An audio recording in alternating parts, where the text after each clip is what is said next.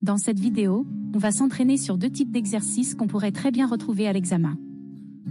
Jusqu'ici, on a déjà vu comment fonctionne le format IEEE 754, mais surtout sur 16 bits, et on a aussi appris à convertir des valeurs en binaire négatif. Le but, c'est que tu saches quoi faire dès que tu vois ce genre de phrase, comment commencer, quoi calculer, et surtout comment éviter les pièges. Allez, on commence avec le premier exercice. Représenter 13,5 en simple précision. La simple précision, c'est le format IEEE 754 sur 32 bits. Ces 32 bits sont divisés en 3 parties. 1 bit pour le signe, 8 bits pour l'exposant, et 23 bits pour la mantis. Le biais de l'exposant, c'est une valeur fixe de 127. Il permet de représenter des exposants négatifs sans avoir besoin d'un bit de signe supplémentaire. Pour commencer, on convertit 13,5 en binaire. 13 en décimale, c'est 1101 en binaire. Et 0,5 correspond à 0,1 en binaire. Donc 13,5 donne 1101,1 en binaire. On met maintenant le nombre sous forme scientifique binaire. 1,1011 fois 2.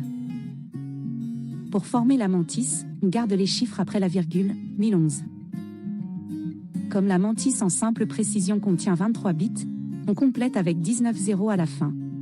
Le résultat est affiché à l'écran sur 2 lignes pour bien le visualiser.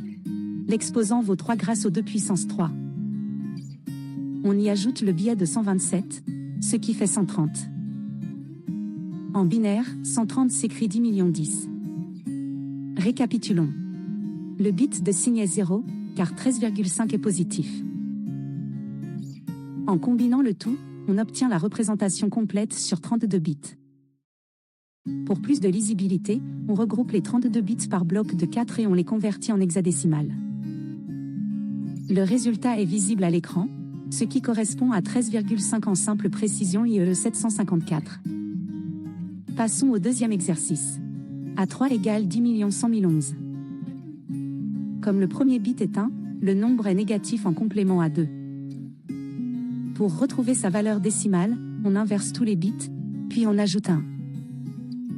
On obtient alors 01011101, soit 93 en décimale.